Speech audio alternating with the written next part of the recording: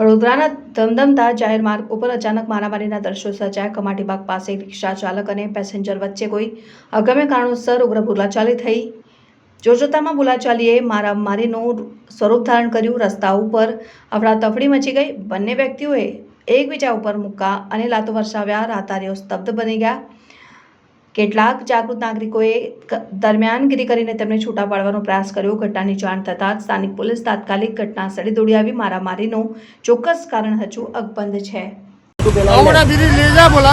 हाँ अंगूठा ब्रिज ले जा बोला। हाँ वो बोल रहा है कि नहीं लूंगा बोला, पैसा देता हूँ दिया उसने। हाँ तो फिर गाड़ी क्यों दिया बोलता तो मेरे ऊपर आया तुम रिक्शा में बैठने के लिए हुआ? हाँ कहाँ से आए हो आप?